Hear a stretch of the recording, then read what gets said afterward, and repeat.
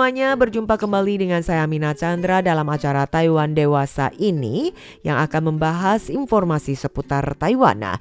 Dan topik yang akan Amina angkat kali ini berkaitan dengan pendidikan. Pendidikan yang sangat penting, di mana untuk wajib belajar Taiwan adalah 12 tahun, tetapi untuk lulusan universitas itu sudah umum sehingga orang juga berlomba-lomba bisa mengenyam di universitas yang terkemuka, populer, kemudian bisa berlanjut hingga ke S2, S3 nantinya. Nah, tetapi mengapa begitu banyak orang-orang atau warga di Taiwan, anak-anak muda mereka yang cenderung memilih untuk berkuliah di bagian utara Taiwan? Nah, apa yang menjadi pertimbangan mereka? Hari ini Amina mengajak teman-teman untuk mendengarkan bersama pandangan masyarakat Taiwan atau juga pandangan pelajar asing ketika mereka sudah tiba di Taiwan. Mereka memilih untuk berkuliah di bagian utara Taiwan, mungkin Taipei, New Taipei dan sekitarnya. Yuk kita dengarkan bersama.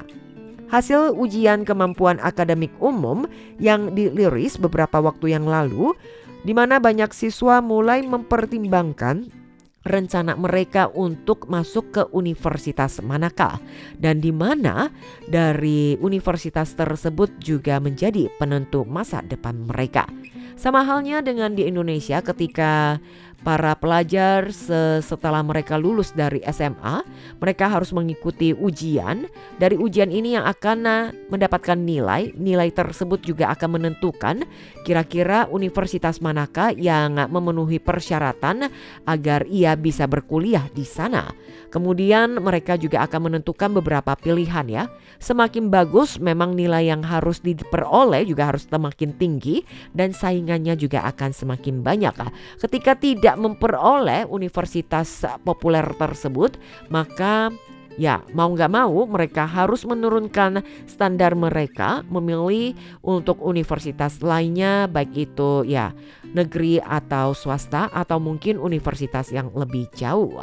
Nah, seorang netizen yang juga memposting bahwa ia selalu mendengar orang-orang mengatakan bahwa sumber daya di bagian utara Taiwan lebih banyak dan lebih baik. Apakah benar? Dan jawabannya memang iya dan benar. Di mana setiap orang yang juga mencoba, mereka akan berusaha keras agar tetap bisa masuk ke universitas yang populer yang dia harapkan. Dan sebagian besar ada di utara Taiwan. Dan jika itu memungkinkan.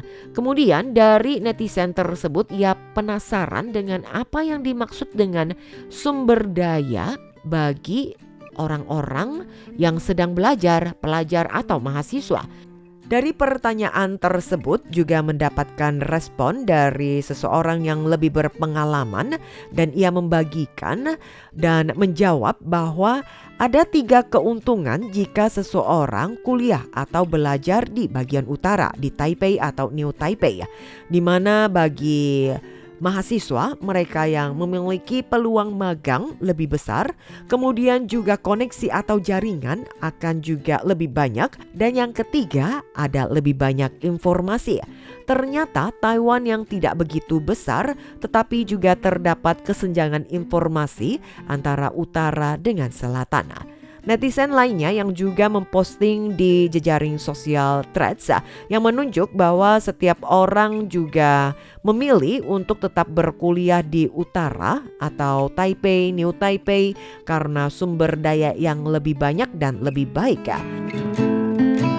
Nah, teman-teman, sejauh mana perbedaan sumber daya yang ada di utara dengan tengah dan selatan, atau seberapa baik sumber daya yang ada di bagian utara sehingga para mahasiswa atau pelajar berbondong-bondong memilih untuk bersekolah di bagian utara Taiwan.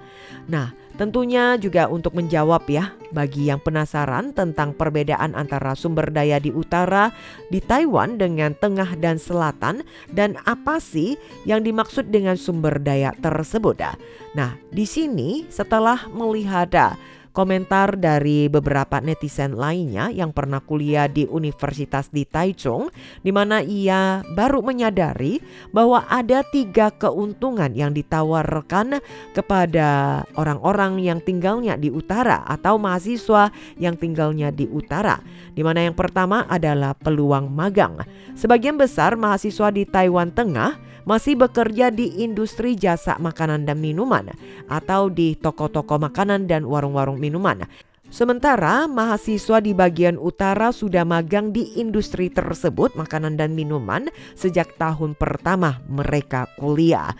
Ya mungkin ya karena di bagian utara lebih ramai, toko-toko lebih banyak sehingga peluang untuk bekerja part-time lebih banyak. Di mana mahasiswa di bagian utara ini pada tahun pertama mereka yang juga sudah mengumpulkan lebih banyak pengalaman kerja. Yang kedua, pendapatnya adalah adanya jaringan atau koneksi. Pekerjaan yang bagus semuanya hampir ada di bagian utara. Mahasiswa di utara telah membangun koneksi selama mereka magang sehingga memudahkan mereka untuk masuk ke perusahaan-perusahaan yang lebih baik. Apakah demikian? Teman-teman, di sini Amina izin untuk berbagi pengalaman teman Amina. Perbedaan antara tinggal di bagian utara di Taipei dengan di selatan di Tainan. Teman Amina pada saat kuliah, dia kuliah di Taipei, kemudian lulus kuliah bekerja di Taipei juga. Setelah menikah karena ikut suami yang bekerja di Tainan, mau tidak mau dia dan keluarganya pindah ke Tainan. Setelah ia pindah ke Tainan, kita tetap menjalin komunikasi, tetapi teman Amina terus-menerus curhat ya. Dia tidak betah tinggal di Tainan. Dan waktu yang berlalu 1-2 tahun di Tainan tetap merasa tidak betah karena ia tetap mencari pekerjaan dan merasa bahwa pekerjaan di Tainan berbeda dengan di Taipei yang lebih banyak, kemudian juga gajinya lebih tinggi ya. Ya, inilah sedikit berbagi pengalaman teman Amina, perbedaan antara tinggal di Taipei dan di Tainan. Kemudian untuk hal ketiga, keuntungan ketiga pada saat kuliah di Taipei atau di bagian utara adalah kesenjangan informasi. Ternyata lebih banyak informasi yang bisa diperoleh pada saat berada di Taipei ya. Dan di sini dikatakan bahwa para mahasiswa mereka bisa saling berbagi informasi berkaitan industri mana yang memiliki prospek dan juga perusahaan mana yang harus dihindari selama mereka magang. Dengan demikian juga bisa menghindari banyak permasalahan. Nah, keuntungan magang dan juga jaringan atau koneksi merupakan konsensus sebagian besar dari para warganet. Untuk manajemen bisnis ada kekurangan besar peluang magang di bagian utara. Jika diketahui jika kita mulai magang, baru kita bisa melihat lebih banyak. Kemudian ada juga yang berkomentar bahwa perbedaan terbesar adalah jaringan dan juga peluang kerja. Karena peluang kerja di bagian utara Taiwan yang lebih besar. Koneksi juga merupakan bagian penting dari sumber daya. Netizen lain yang juga menyebut bahwa sumber daya seperti pendanaan atau akses ke sumber daya dan juga transportasi ya, di mana salah satu sumber daya tersebut adalah uang atau bantuan finansial.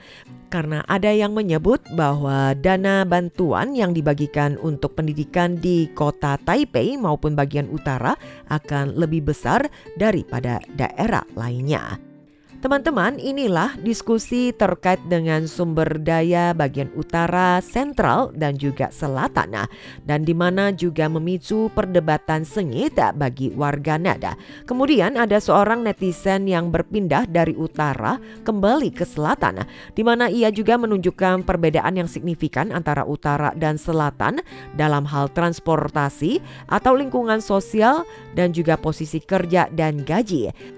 Sehingga membuat semua orang bertanya-tanya, sebaik itukah bagian utara Taiwan dan seburuk itukah bagian selatan Taiwan? Ya teman pendengar, demikianlah informasi yang Amina bagikan kepada teman-teman untuk acara Taiwan Dewasa di hari ini berkaitan dengan orang-orang yang berbondong-bondong memilih untuk bersekolah atau berkuliah di bagian utara Taiwan. Semoga saja informasi hari ini bermanfaat.